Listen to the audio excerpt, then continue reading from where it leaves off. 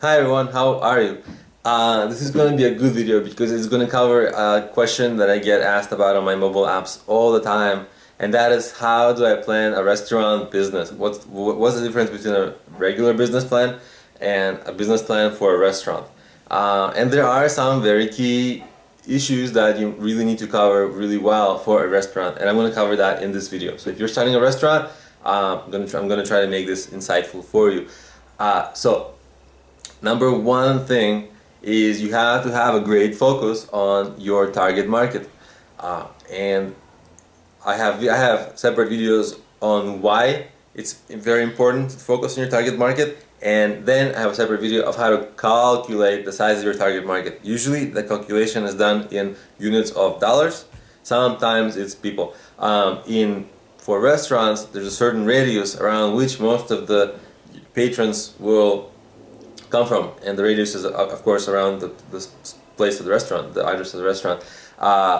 And what you have to do is figure out the demographics who live in the area, how many people live in the area, what their affluence level is, what their consumption patterns are in terms of eating out, and you can kind of see also,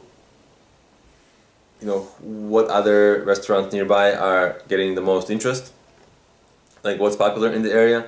Is it younger people, is it older people, is it family,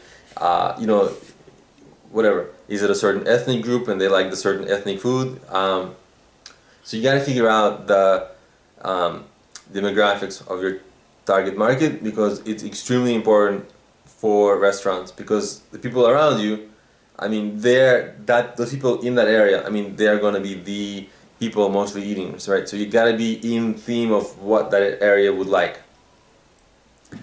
And of course, affluence level is very important, because they need to have discretionary income for eating out. The more income they have, the better. Next is the finances. In the finances, it's one of those things that it's really, once you do the finances, it really separates a dream of having a restaurant, and for many people it's like a sexy, exciting thing to do. So you want to separate the dream of having a restaurant, that daydreaming how cool it would be, with the reality, the financial reality, because to open a restaurant is extremely expensive. There's such a thing in business planning as like a cash flow statement, and you can literally itemize the costs. And what I really urge everyone to do, if they're looking to start a restaurant, itemize the costs to start, and then the costs to run the restaurant month to month. And these are different costs. Many of the costs will be different. So if you're starting, there's costs like remodeling, getting your licenses, doing research of menu, things like that. Remodeling, blah blah blah. So maybe you'll have some employees who will be helping you. On the flip side, once you are running the restaurant, there's going to be the monthly rent. There's going to be you got to buy your food every day. That's your inventory. You have to buy inventory. You have inventory costs. Then you have employee costs. Then you have maybe liability insurance, utility bills. But the large costs are employees and rent and the actual cost of the food. But there are many little costs, but you got to add them up. And actually, when you add them up, the expenses and your cash flow, and the other part of the expenses is where your revenue will be coming from. And of course, no revenue will be coming really from anywhere until you start the restaurant. So there's a gigantic cost to open the restaurant, and that's without even starting, right? There's no money coming in, so you just got costs. You're accumulating costs, which, by the way, should be mentioned here that you have to get someone who's opened the restaurant before, because if they can help you, or if they are on your team, they will make the process of opening faster and more effective and more efficient, and of course it will be cheaper. And that's what you really want, because the overall process is really expensive. It can be time consuming, because you have to get various licenses depending on where you are located.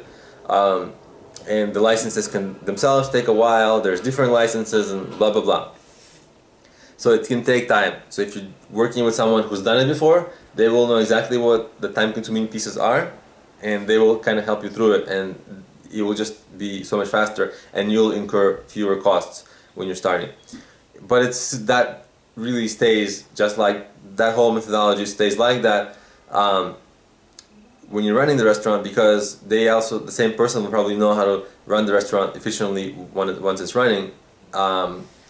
So you want to have efficiency, of course. I mean, of course you want to have efficiency. But back to the finances, right? You want to itemize how much it will, what the costs are to start, and then the monthly cost. And then the monthly costs, you should give yourself 12 to maybe 18 months of time before the restaurant breaks even. And I kind of like to err, it feels like a long time, but you want to err on the side of caution, because you don't want to be in a situation where it's like your first or third month and you're like, oh my god, we're running out of cash. We underestimate what often happens is, oh my god, we underestimated all the costs we have to pay each month, and we run out of money. And it's like month 3, and on month 3 almost no restaurant is profitable or breaking even. Usually at first they lose a little money or a lot of money. So you really don't want to be putting yourself in that situation where you're like, oh my god, rent is due, I don't have the money, oh my god, do I need to take a loan? I got an emergency loan or whatever, emergency funding. Usually it's brutal. Usually you're either not going to get that emergency funding or on terrible terms. So you do not want to be in that position. So you certainly want to count up want to figure out your cash flow statement and make sure you got all your expenses there, all of them, and then you need to certainly raise enough money for that kind of time period, that long time period, so you can have time to figure out how to get the clients, to build yourself, in the neighborhood, as a part of the neighborhood, so people kind of think about you when they go to dinner or something. So that's where you want to be, right? So those are the two main areas where I would say that are very important to really focus in business planning. Of course, I would also say that the product itself is extremely important, but it's sort of something that I would like to leave to you, because if you're opening the restaurant and you're the restaurateur, you know better than I what the right food will be, right? And you kind of know, or at least I think you have to know what the menu will be, what the product will be, what like the product will be in the menu and the food and the atmosphere and things like that. So I leave it at that piece.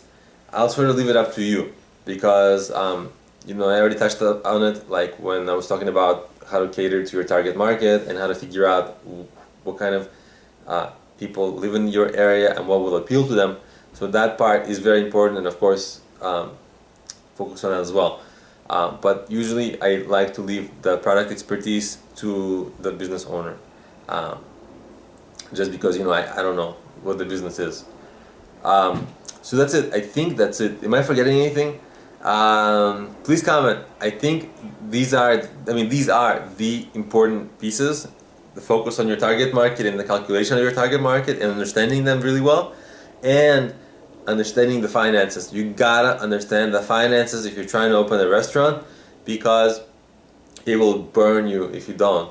This is a very, very brutal business, and you gotta be so careful. The statistics of opening restaurants are very negative. There's a tremendous failure rate, tremendous, more than many other types of businesses. And usually that's because it's first-time entrepreneurs, and they usually, it takes them a little bit too long to figure out how to get the business going well, and by that time they run out of money. So don't put yourself in that situation. Make sure you understand the finances, understand the costs, and are able to raise enough money. And of course, have deep expertise in running a restaurant on your team. You can have beginners who work hard, but you must have experienced people who know how to run this business and how to make this business a success. And you can get them as advisors or partners or whatever, but do not start the restaurant with people who are like with if none of your team members have started a restaurant before, because that's a bad recipe. Pun. So I made a pun there. That was fun.